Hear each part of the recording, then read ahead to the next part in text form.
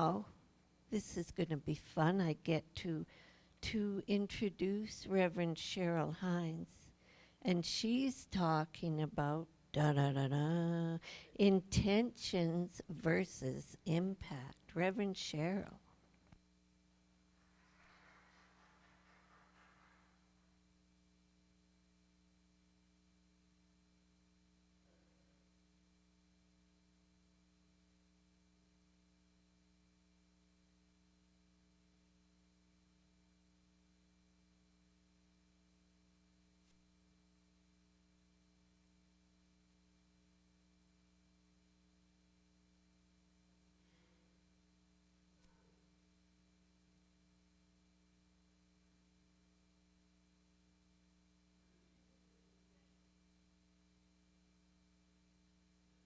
Early in the day.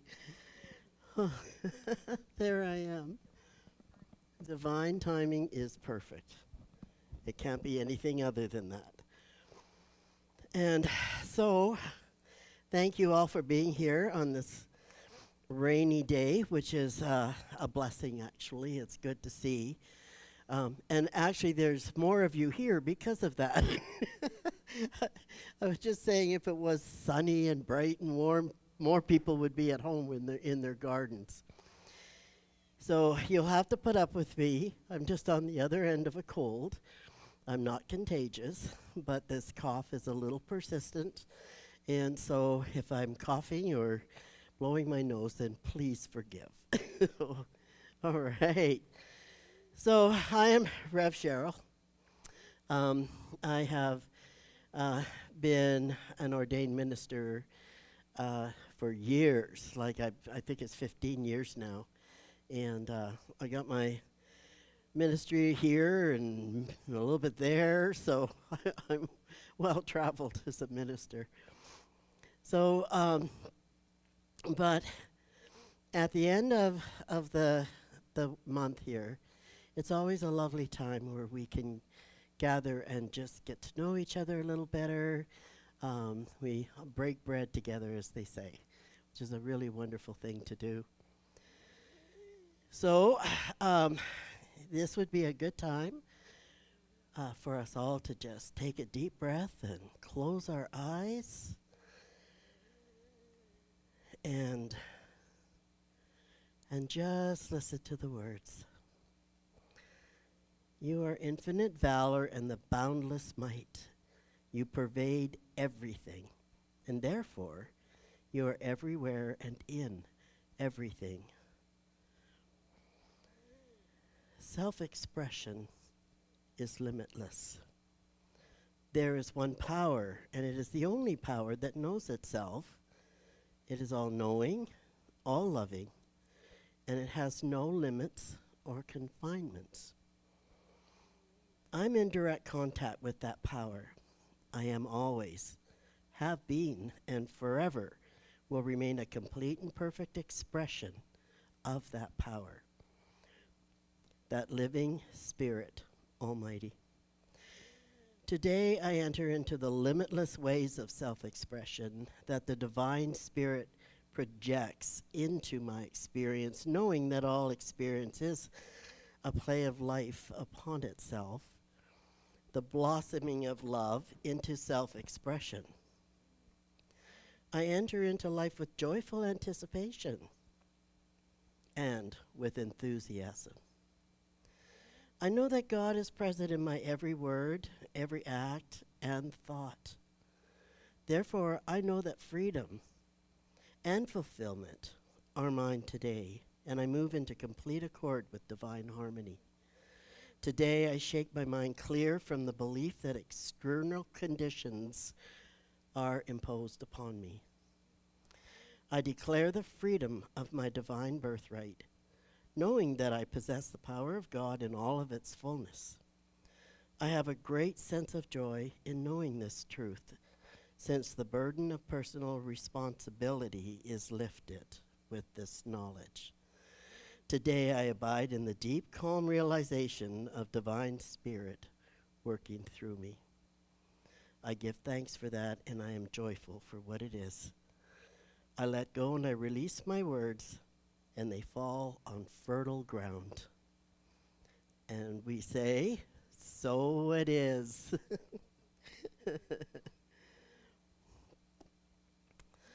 All right. So today, I'm doing a talk on intention versus impact.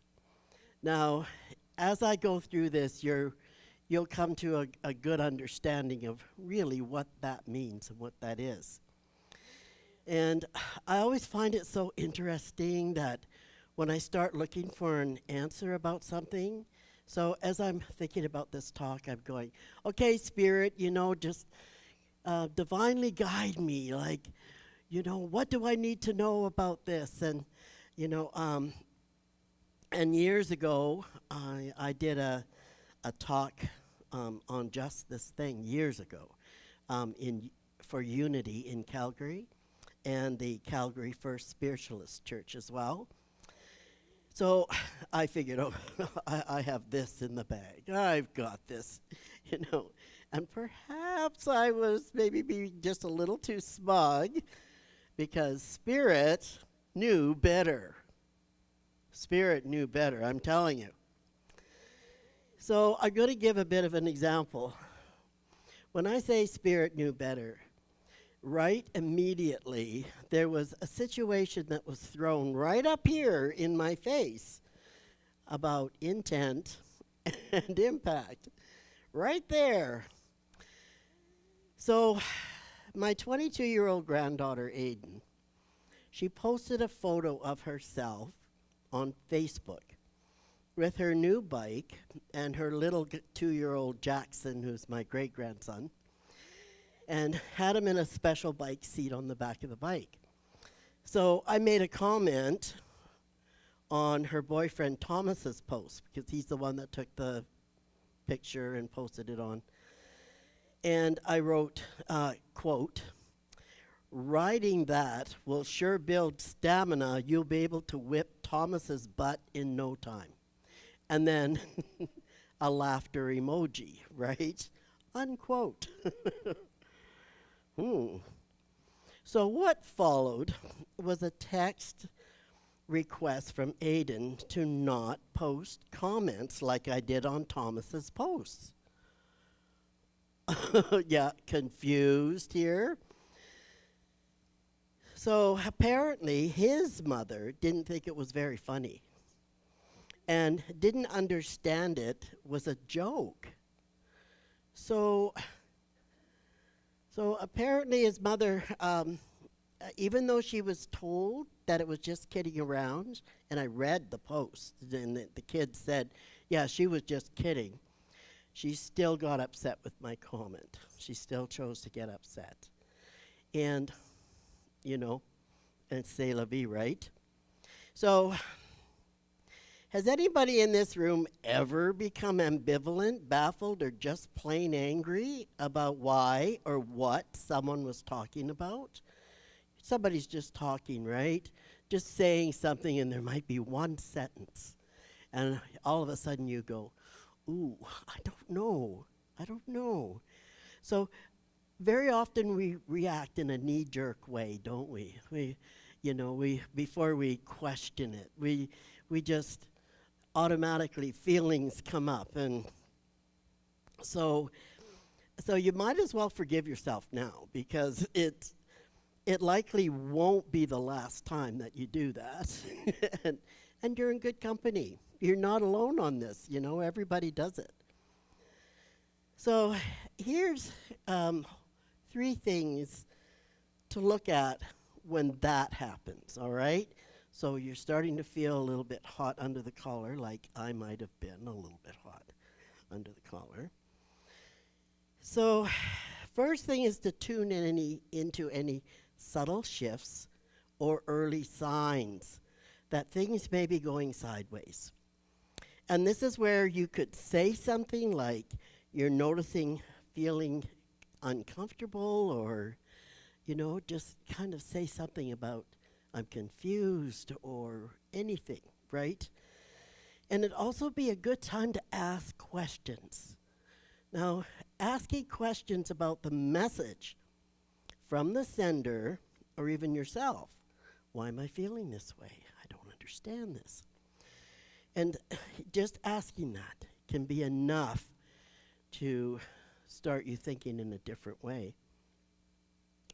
However, usually we get past that point. Usually, more often than not, unfortunately for us. So with my granddaughter Aiden, there was definitely a text exchange that could be considered a bit inflamed. I thankfully was not accusatory. In fact, I realized through this exchange that for the first time in my life, I was not sorry for that post.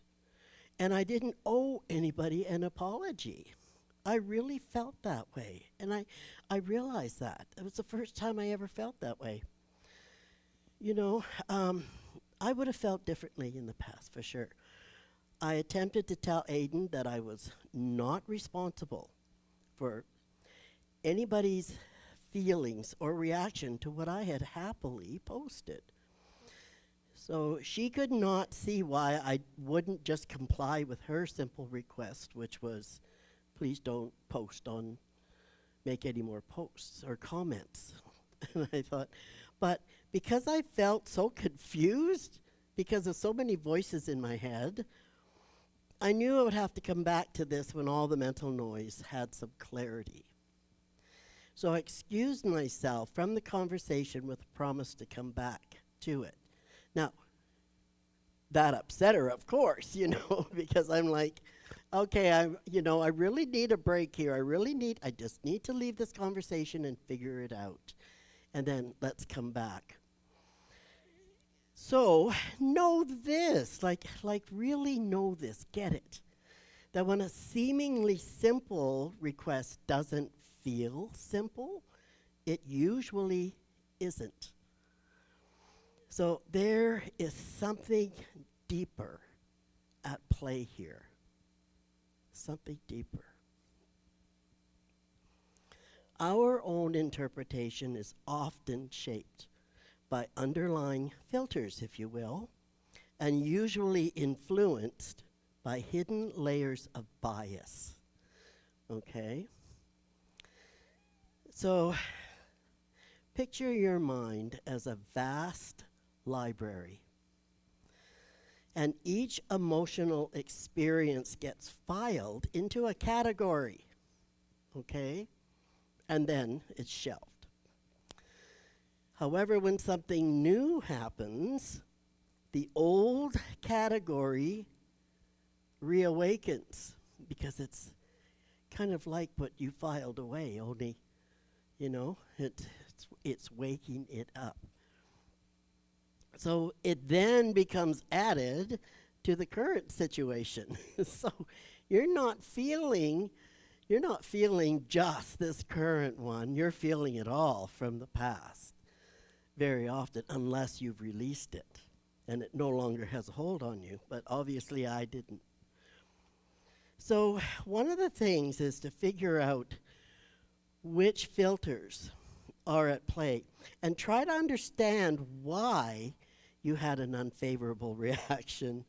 And it's based on the following filters. Now, I know that, that gets into some of the logistics here, but I have 2 copies. So I'll leave one on one of the back tables here. And if you need to take pictures of it so that you have that information that you can come back to later, then by all means, feel free to do that.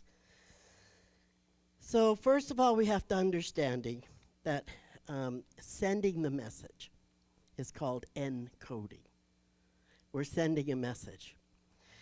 Decoding is receiving that message. So I am right here, right now, sending you a message, and you are all receiving it.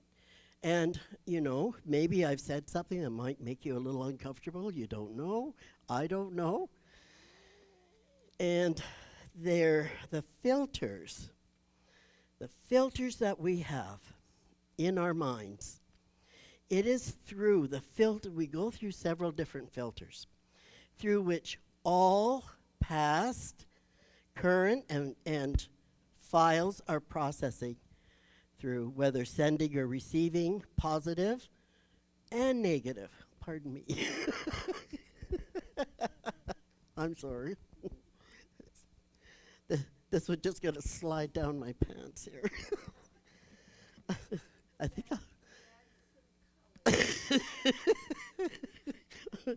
it would have been like, what kind of a message is this? You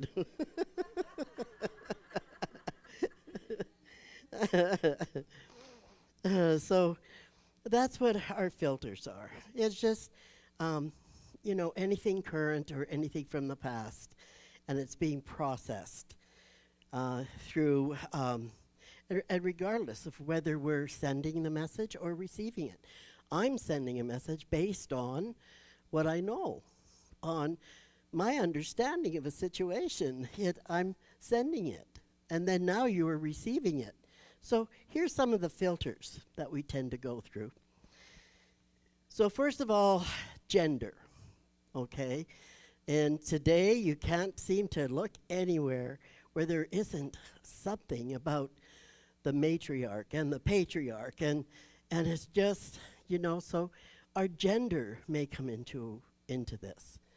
So if you're matriarchal, that's not the issue, but if you are very adamant about asserting your womanhood, and this is the way women are better than men, that kind of a thing, then that's where the genders come into role. And it's not that. We need to take a step back from that, but that was just an example. Men are people too. We all need to work together, cohesively. We need to work together to make a good place. The other is our culture. What is our culture like? What did we grow up in? I grew up kind of Irish. So, I'm a little more witchy-poo than, and probably a little louder, and maybe a little dark humor there, And not all people understand that. And I don't drink a lot, that's the only disappointment. And of course, the other thing is knowledge. How much knowledge do I have about something, right? My values. What are my values? History. What is my history? Your life history. Where do you come from? What's happened to you? All those kinds of things. And your life experiences. So, and it's based on, as well, from all of that, you create beliefs. So now you've got these beliefs. That comes into play too. And then, just to put a little bit of icing on the cake here, you've got outside influences. So that could be the noise, that could be the temperature in the room. It's too hot, it's too cold. There could be a lot of interruptions going on, so kind of annoying. And then you have internal influences. You're hungry, you're tired, sick, you're in pain, and it could be overstimulated in your mind about things. Your mind is racing 1,000 miles an hour. So here's where the real issue was with Aiden, is that I was asked to do something that I couldn't promise to never do again. So I told her I can't promise her that if I post something, I can't promise that nobody's going to react to that. I can't promise it. And so I was hoping that was sort of a good thing to tell her, but it was not. But I felt that I was being asked to walk on eggshells, and for somebody else. I had to then comply to her request so that I could walk on eggshells so that I don't upset anybody, right? Has anybody been there? Right? Pardon me? I do. It's true. It's true. And I have a dark sense of humor. So, unless you're British or Irish or Scottish. Right. No, I'm kidding there. So, um, so it didn't sit well with me. And that's when I started getting, you know. And I'm texting. We're texting. Do you think you can hear a tone of voice in that? I don't think so. But here's a great metaphor for how filters work. So let's just say that there's a door, a big door right here with a big glass window. All right, so you can see me, I can see you, and I'm going to ask you, does anybody want this apple? Do you want an apple? A big, juicy apple right here. And you're going, well, I'm a little hungry. I could really use that apple. And so you agree. Okay. So we're having conversation. The apple is really what the subject is. So you want this apple. But I'm looking around trying to figure out how to get it to you. Oh, there's a keyhole right in the door here. I know. I'll just shove this apple through the keyhole. All right, and and hopefully you'll get that apple, which you will, right? But by the time you start to receive that apple, it's nothing like what you had seen in the beginning. It's actually applesauce. So something obviously went wrong in delivery. I showed you my intention, but the way I delivered it might have been a bit sloppy. And now you are disappointed because you were hungry, and it doesn't look at all like what you were expecting or what I had been promising. Well, my intention was good, right? The impact of the delivery, however, wasn't. Unless you understood that applesauce is what you would be getting, So, excuse me. So, honesty is the communication. It is key. It is key. If I had said, here's this apple, if the only way I can get it to you is through this keyhole, do you still want it? And you're going, oh yeah, applesauce would be all right, So you get to make a few more choices. You have more information, Honesty is key. It so happens that in these kinds of transactions that we tend to fill in the blanks from our own experiences instead of asking questions about why would someone say or feel the way they do? Why? Why would they say that? So we just react, and we don't ask questions. We don't ask, well, why are you saying that? We don't ask that. So going back to Aiden's mother-in-law, who had an issue with my comment, regardless of my intention, she obviously saw it through her own filters of her past experiences. So those would have been at play, right? And so I can have compassion for that, absolutely.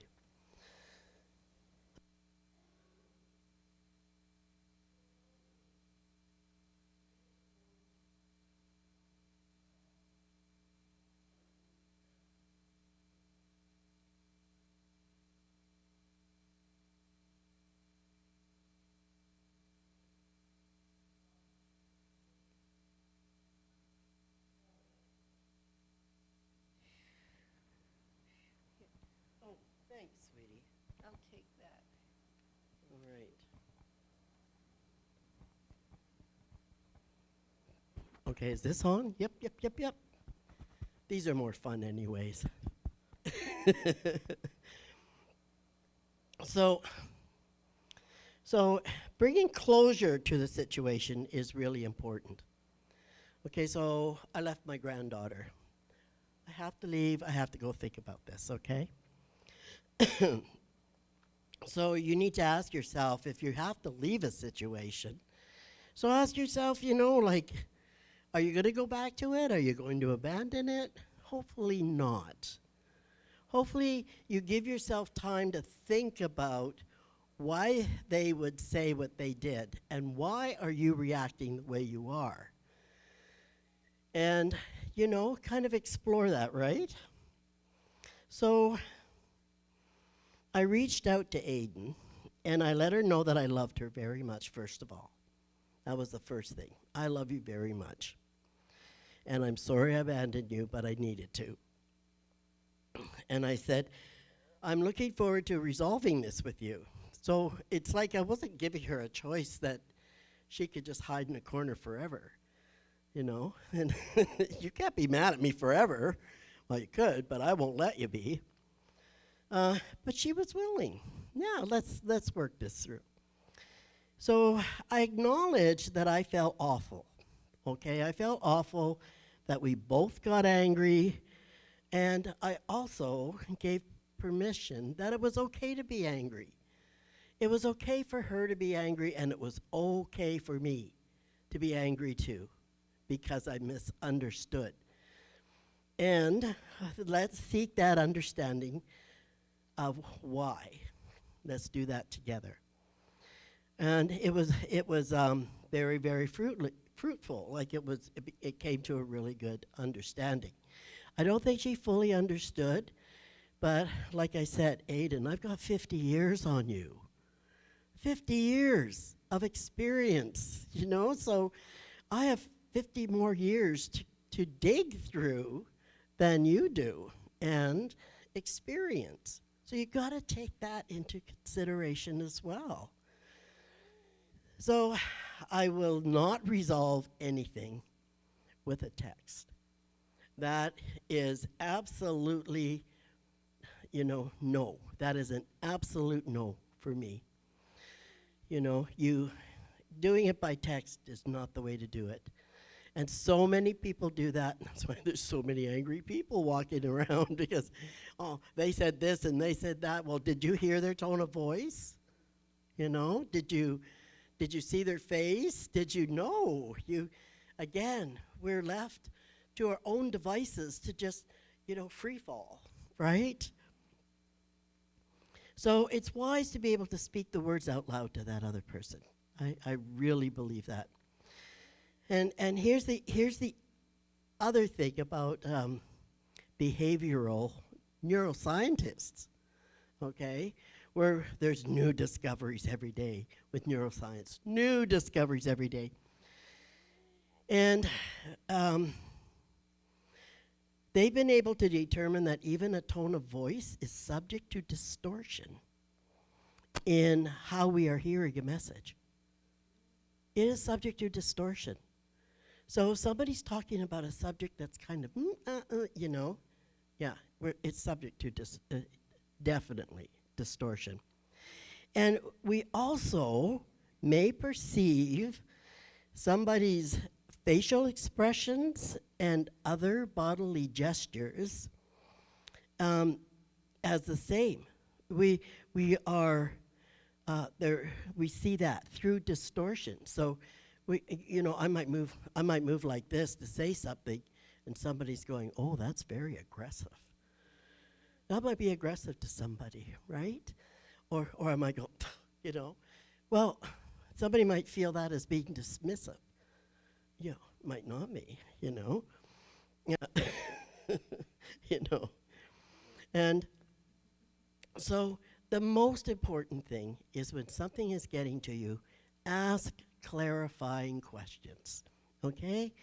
Ask the sender, why are you suggesting that? What is this all about? What did they mean by that? Ask for more information before you respond. And the more you practice this, the better you'll get. And okay, there's the odd time, like there's that odd time, right? So every single one of us is vulnerable to misunderstanding a message. So it's just all too human. We're human. That we're here to experience life in all of its glory, I guess if you want to call it that. All of its nuances, good and bad, as they say. So being challenged is not necessarily a bad thing on its own. We get an opportunity to find out more about ourselves or that other person. I found out that before I would have walked on eggshells. Before, I was in relationships where I was invisible. If you could imagine me being invisible, no, no, I was not that kind of a person. And so but I felt that way. And so it was really difficult. And so I realized how much I'd grown. And so this little altercation helped me see where I had grown and how much I'd grown in those areas. And so that was really wonderful. So before taking an aggressive approach, enter the conversation armed with curiosity and a positive attitude, knowing that you can both be right. Okay, both of you, she's right and I'm right. So we might be different. It's different. We all have differing points of view.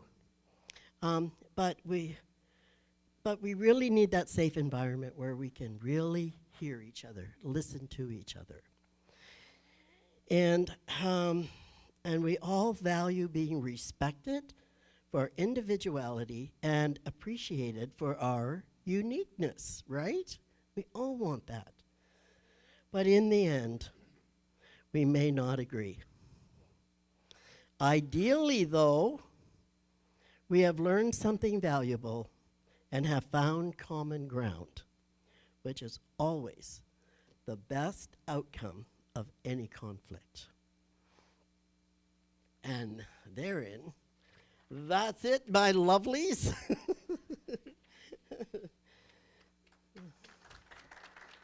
So thank you very much for listening. And if any